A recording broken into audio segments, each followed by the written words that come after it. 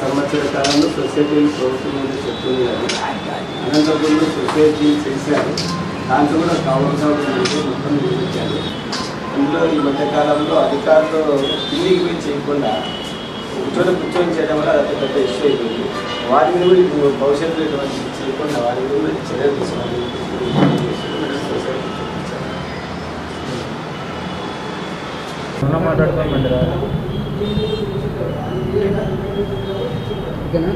ఈరోజు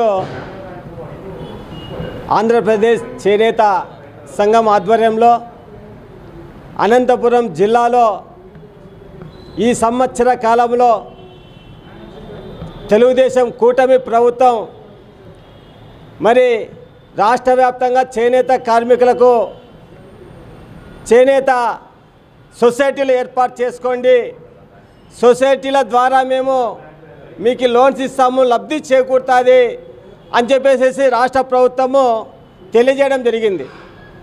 మరి ఈ సంవత్సర కాలంలో సొసైటీలు అనంతపురం జిల్లాలో 19 సొసైటీలు చేస్తే అవి కూడా అధికారులు కింద వరకు పోయి సక్రమంగా చేయక అవినీతికి పాల్పడి మరి ఆ సొసైటీలు కూడా ఈరోజు రద్దు చేసే పరిస్థితి వచ్చింది.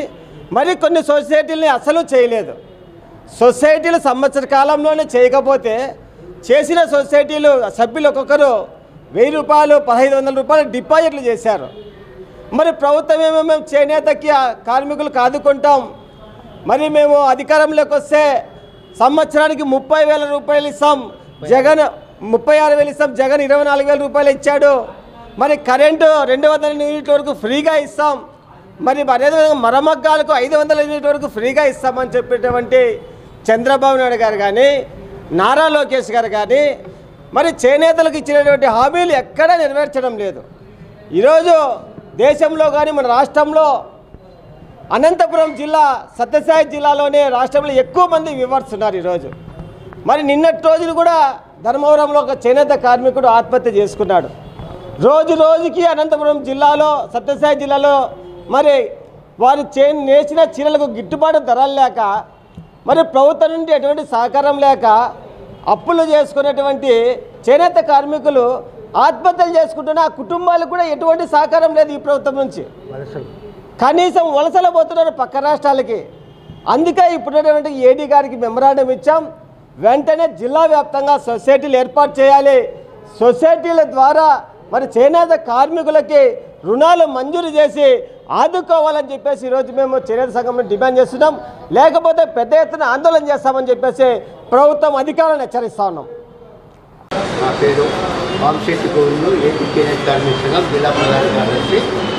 అయితే ఒక సంవత్సరం కింద గత ప్రభుత్వంలో ఏమేమి మనకి చేనేతకు సంబంధించిన పథకాలు లేవు, ఏమీ లేవు. గత సంవత్సరంలో ఏంటంటే వైఎస్ఆర్ ప్రభుత్వంలో కనీసం 24,000 ఇచ్చేవారు.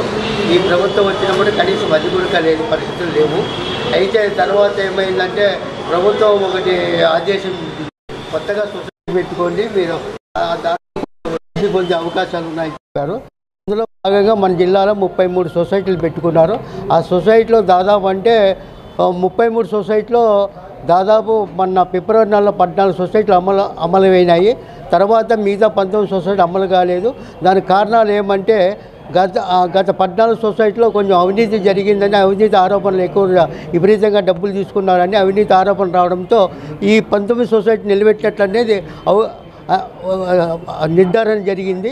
కాబట్టి మనం కూడా అందులో మా చేనేత కార్మిక సంఘం 9 సొసైటీలు ఉన్నాయి కాబట్టి అవి నిజాయితీగా ఉన్న సొసైటీలు మాకు చేయమని చెప్పి మనము ప్రభుత్వానికి ఆదేశిస్తాం.